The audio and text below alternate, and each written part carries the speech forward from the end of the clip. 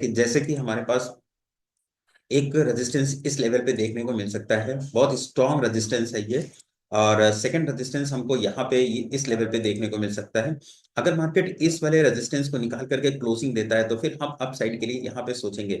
एक अपसाइड का जो परसेप्शन है मार्केट के लिए वो तभी बन सकता है जब तक मार्केट इसके ऊपर क्लोजिंग नहीं करेगा। अगर इसके ऊपर क्लोज करेगा तो फिर लॉन्ग के लिए लोग रेडी हो जाएंगे। तो फिलहाल मार्केट ने यहाँ पे हैमर बनाया और वीकली चार्ट पे हैमर के ऊपर हमको क्लोजिंग मिल चुकी है। यहाँ पे भले ये बियरिश कैंडल है, लेकिन इस बियरिश कैंडल को अगर आप देखेंगे हैमर के ऊपर, तो ये प्रीवियस हैमर के ऊपर 223 पॉइंट ऊपर जाकर के क्लोज किया है। ठीक है, इस हैमर से यानी प्रीवियस वीक के क्लोजिंग से मार्केट ने 223 पॉइंट ऊपर आकर के क्लोज किया है।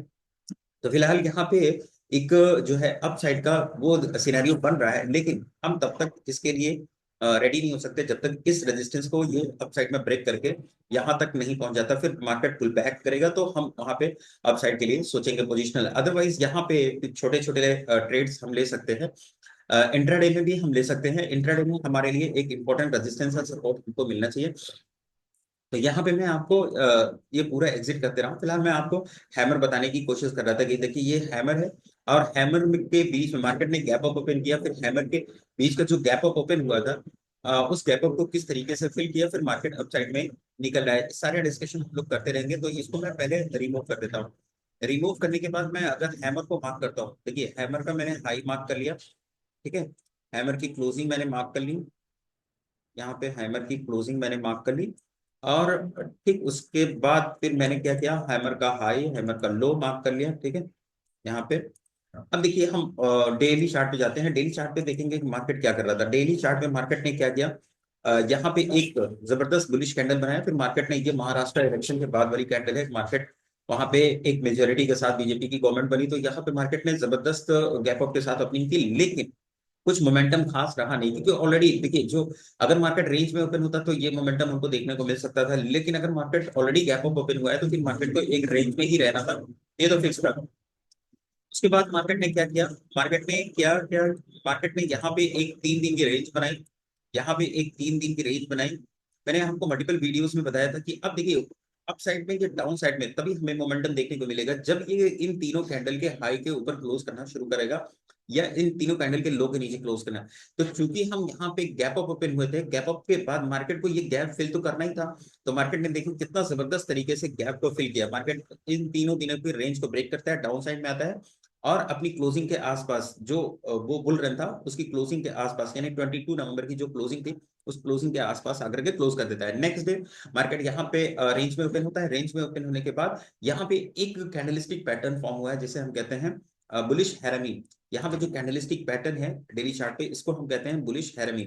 लेकिन ये बुलिश हैरमी तभी एक्टिव होगा जब मार्केट इस, ये जो रेंज है ना, ये जो रेजिस्टेंस है, इसके ऊपर क्लोज करना शुरू करेगा। जब तक इसके ऊपर क्लोज नहीं करेगा तब तक हम यहाँ पे इसको कंसीडर नहीं करेंगे कि ये एक्टिवेट हुआ या नहीं हुआ।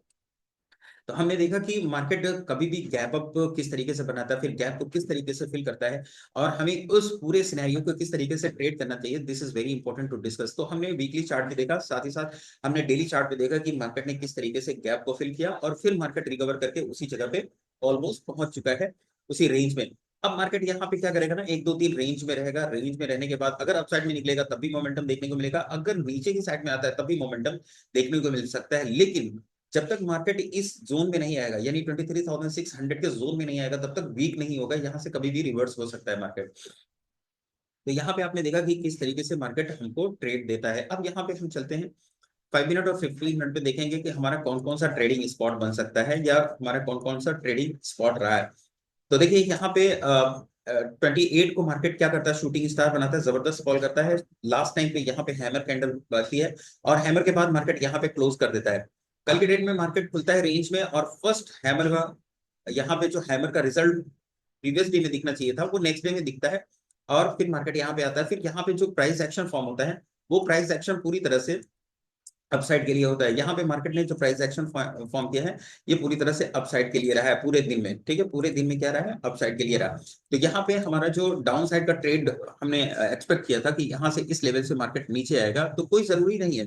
मार्केट को जब भी नीचे आना होता है ना तो वो प्रीवियस स्विंग को ब्रेक करता है। यहाँ पे कोई भी प्रीवियस स्विंग आप इसको भी देख लीजिए, इसको भी देख लीजिए, यहाँ पे कोई भी प्रीवियस स्विंग ब्रेक नहीं हुआ है। तो हमेशा स्विंग एक जैसा नहीं बनता है, उस स्विंग के रेस्पेक्ट को आप मॉनिटर करते रहिए कि अगर मार्केट प्रीवियस स्विंग को रेस्पेक्ट कर रहा है तो मार्केट एक डायरेक्शनल मोड ले सकता है, अदरवाइज अगर स्विंग ब्रेक हो जाता है तो फिर वहां पे डायरेक्शन चेंज होने की प्रोबेबिलिटी बढ़ जाती है। अब हम यहाँ पे देखेंगे कि मंडे के सेशन में हम मार्केट को किस तरीके से ट्रेड कर सकते हैं। तो मंडे के सेशन में मार्केट को ट्रेड करने के लिए हमारे लिए एक इंपॉर्टेंट रेंज बनी हुई है। अगर मार्केट रेंज में ओपन होता है, देखिए अगर मार्केट रेंज में ओपन होता है, ठीक है, मार्केट यहाँ रेंज में अगर ओपन होता है तो फिर हम मार्केट को किस तरीके से ट्रेड करेंगे।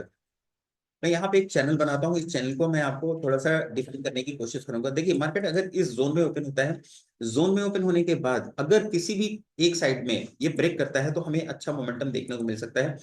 अगर हमें अप साइड में क्लोजिंग मिलती है तो एक पॉसिबिलिटी ये है कि यहाँ पे आएगा 24,350 के आसपास आने की कोशिश करेगा।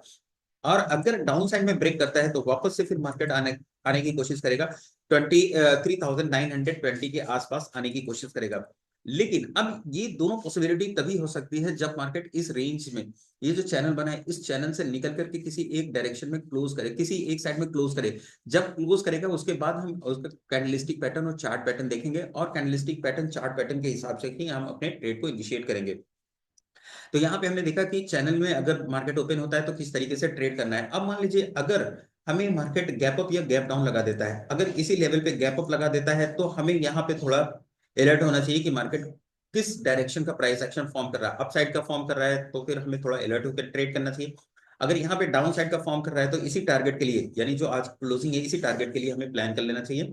अगर मार्केट डाउन साइड में ओपन हो रहा है, वो भी गैप डाउन, गैप डाउन कहाँ पे ओपन हो रहा है, इस लेवल के पास, यानी 23,950 के आसपास ओपन हो रहा है, तो फिर हमें यहाँ प्राइस एक्शन अगर अप साइड का मिलेगा तो ज्यादा बेहतर रहेगा, अगर डाउन साइड का मिलेगा तो वहां पे थोड़ा सा हमें कॉशियसली ट्रेड करना पड़ेगा। तो क्या आपको ये वीडियो अच्छा लग रहा है? अगर वीडियो अच्छा लग रहा है तो वीडियो को लाइक कीजिए, चैनल को सब्सक्राइब कीजिए। मिलते हैं नेक्स्ट वीडियो में, तब तक के लिए बाय, थैंक यू।